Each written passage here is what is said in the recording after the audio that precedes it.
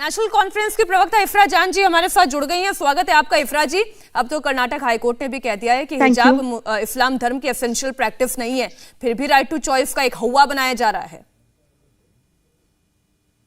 देखिए, right to choice जो होता है, एक महिला अपने लिए क्या चूज करती है, वो जीन्स पहनती है, वो हिजाब लगाती है, वो स्कर्ट लगाती है, वो साड़ी लगाती है।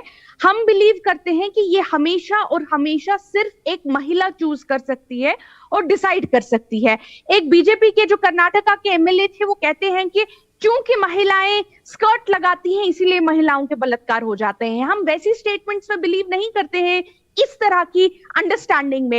इसी तरह अगर एक महिला अपनी मर्जी से हिजाब उतारना चाहे, हम उसको भी सपोर्ट करते हैं, और अगर वो लगाना चाहे और उसे डालना चाहे, हम उसको भी सपोर्ट करते हैं।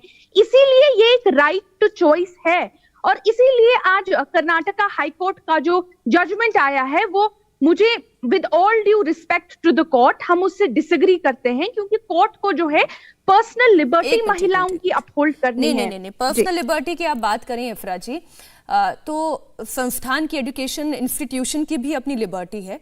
उनका अपना एक तौर तरीका है, वो स्कूल को कैसे चलाना चाहते हैं, कॉलेज को कैसे चलाना चाहते हैं।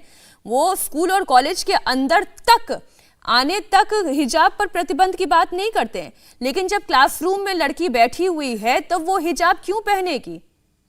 सवाल यहाँ खड़ा होता है। मैं आपको इसका जवाब दे देती हूँ। देखिए, हमारे क्लासरूम्स में, मैं भी स्कूल्स में गई हूँ और मैंने भी बहुत सारे बच्चों को उनके रिलीजियस मार्कर्स पहन के देखा है। मेरे साथ कुछ ब्राह्मण बच्चे पढ़ते थे जो जान्यू पहनते थे, मेरे साथ कुछ सिख भाई बहन कौन से ब्राह्मण बच्चे हैं जो जनेऊ शर्ट के ऊपर पहनते थे? नहीं, इफ्रा जी, आप गलत, आप भ्रम में डालेंगे दर्शकों को। नहीं, आप भ्रम में डालेंगे दर्शकों को, तो मैं सवाल पूछूंगी, कौन कौन बच्चे हैं जो शर्ट के ऊपर जनेऊ पहन के आते हैं? नो इफ्रा जी, कौन बच्चे हैं जो शर्ट के ऊपर जनेऊ पहन के आते हैं? मुझे दिखाइए तस्वीरें, मुझे तस्वीरें दिखाइए। कौन बच्चे आते हैं ऐसे पहन के जनेऊ? मेरे पास यहाँ पे कोई तस्वीर किसी भी बच्चे की नहीं है, लेकिन मैं आपको कुछ बताना चाहती हूँ, अगर आप सुनेंगी तो।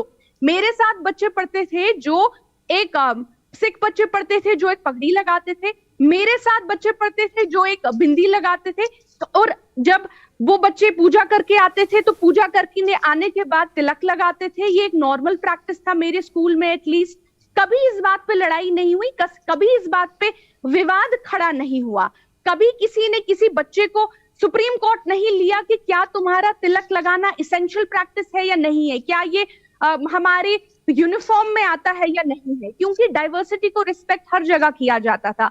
लेकिन आज आप एक तरह के बच्चों को कटघरे में खड़ा कर रहे हैं और कह रहे हैं कि सिर्फ आपकी प्रैक्टिस जो है उसको देखा जाएगा कि क्या ये रिलीजियस है, क्या ये एसेंशियल है, क्या ये यूनिफॉर्म के साथ मिलती है। इफ्रा जी, आपको ये लग रहा है कि कोर्ट जो है एक तरफा फैसला सुना रही है, और कोर्ट जो है इस्लाम धर्म में एक तरीके से दखल अंदाजी करने का काम कर रही है। शहजाद जी, आप इस पर जवाब देना चाहेंगे? सिख धर्म से, सिख धर्म की पगड़ी पहनने से तुलना की जा रही है। देखिए, और तिलक पहनने से भी, मैंने तिलक की मुझे नहीं पता इफ्रा जी आप कौन से स्कूल में गई, लेकिन मैं जिन भी स्कूलों में पढ़ी हूँ, कॉन्वेंट से लेकर वैसे नॉर्मल स्कूल्स में भी ना तिलक लगाने की इजाजत थी, ना कलावा पहनने की इजाजत थी, ना जनेऊ दिखाने की इजाजत थी, और ना ही बुर्का पहनने की इजाजत थी। बहरहाल चलिए, शहजाद जी अपनी बात रखना चाह रहे हैं।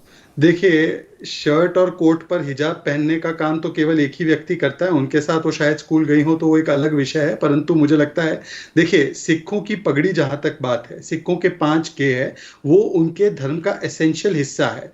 बार बार इफ्रा जहां जो हिजाब को एसेंशियल पार्ट नहीं माना गया है इस्लाम का, और मैं खुद एक भारतीय जनता पार्टी का प्रवक्ता होने के नाते ही नहीं, बल्कि एक भारतीय मुसलमान होने के नाते भी आपको कुरान में हिजाब की इस प्रकार की परिभाषा जो इफ्रा जहां कह रही है वैसी परिभाषा है ही नहीं।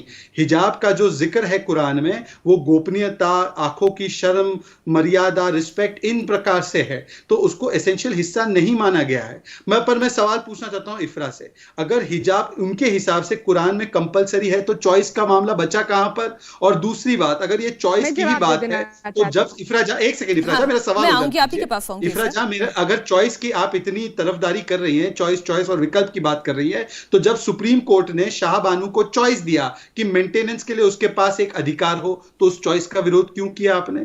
जब 3 तलाक में शायरा बानू को चॉइस दिया कि अगर उसको अपने हस्बैंड को कानूनी सजा दिलवानी हो 3 तलाक के लिए, तो उसका विरोध आप आज भी क्यों कर रही है? वो तो संविधान के द्वारा दी गई चॉइसेस थी, उसका तो आपने विरोध किया। ये चॉइस का मामला नहीं है, ये हर इंस्टीट्यूशन के डिसिप्लिन का मामला है। शहजाद जी, मैं इफराज जी से इस पर जवाब ले लेती हूँ क्योंकि राइट टू चॉइस को भी फॉलो करना होगा। ठीक है, राइट टू चॉइस की बात हो रही है और आप ये बार बार कह रही हैं कि ये जो हिजाब है या ये बुर्का है या नकाब है, ये आपके धर्म की एसेंशियल प्रैक्टिस का हिस्सा है, क्योंकि सारा सवाल वहीं पे खड़ा हो रहा है।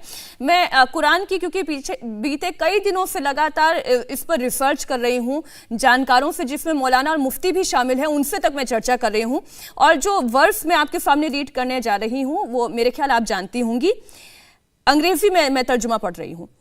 Say to the believing men that they should lower their gaze and guard their modesty. Men की बात हो रही है. That will make for greater purity for them and God will acquainted with all that they do. Verse 31. And say to the believing women that they should lower their gaze and guard their modesty, that they should not display their beauty and ornaments except what appear thereof, that they should draw their veils over their bosoms. आप अंग्रेजी पढ़ी हुई हैं, मैं दर्शकों को बता दूं, चेहरे को ढकने की बात नहीं की जा रही है, सीने को ढकने की बात की जा रही है, और आप राइट टू चॉइस की बात कर रही हैं। कुरान के वर्स में पढ़ रही हूं आपके सामने। आप प्लीज आप अब सुन लीजिए, ठीक है जी हाँ। जहां तक सर पे हिजाब जो होता है, सर पे दुपट्टा रखने को, आपकी आवाज आपने म्यूट कर दी है इफरा जी। जी जी, आप सुन रही हैं मेरी, आपको मेरी आवाज आ रही है? बोलिए जी। पहली बात तो राइट टू चॉइस जो होता है, जरूरी नहीं है। राइट टू चॉइस मींस एक महिला को अधिकार है अपने लिए चूज करने का, चाहे आप उससे अग्री करें या डिसएग्री करें, चाहे शहजाद उससे अग्री करें या डिसएग्री करें, उसे बैठ के आपको मेरिट नहीं समझाना है अपनी चॉइस का। पहली बात तो ये। दूसरी बात, आप कहती हैं कि ये एसेंशियल रिलीजियस प्रैक्टिस नहीं है। एसेंशियल रिलीजियस प्रैक्टिस तभी पिक्चर में आता है जब किसी और के राइट्स जो हैं अफेक्ट हो जाते हैं।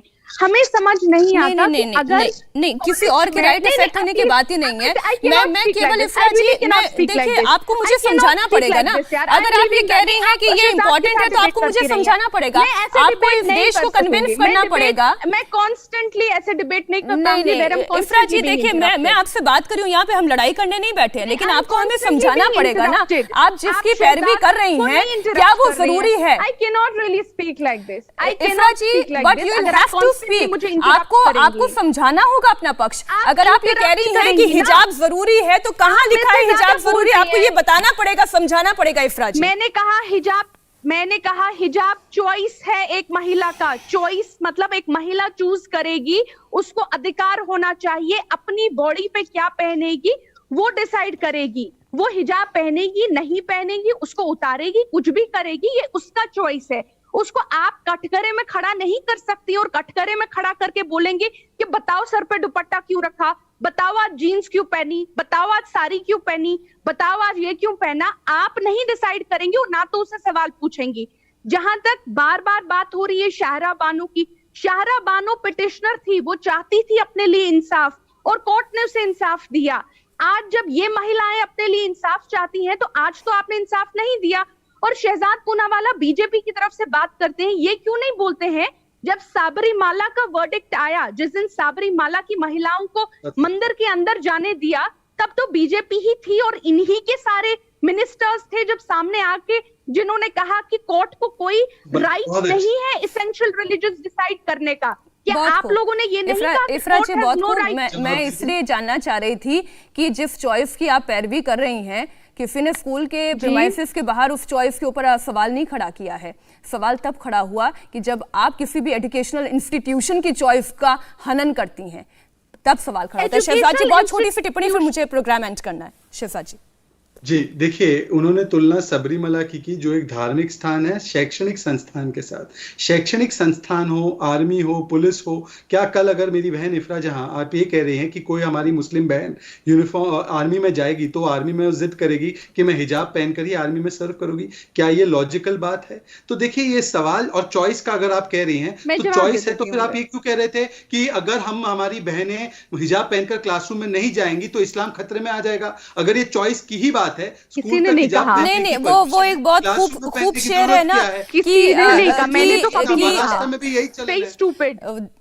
चेहरे पर दाग थे और आईना साफ करते रहे, आईना ही साफ करते रह जाएंगे, असल समस्या कभी समझ में नहीं आएगी। शहजाद जी, इफ्रा जान जी, बहुत बहुत धन्यवाद। इंडिया टीवी हर वक्त हर जगह डाउनलोड करने के लिए सर्च करें India TV news Google play store या ऐप स्टोर पर।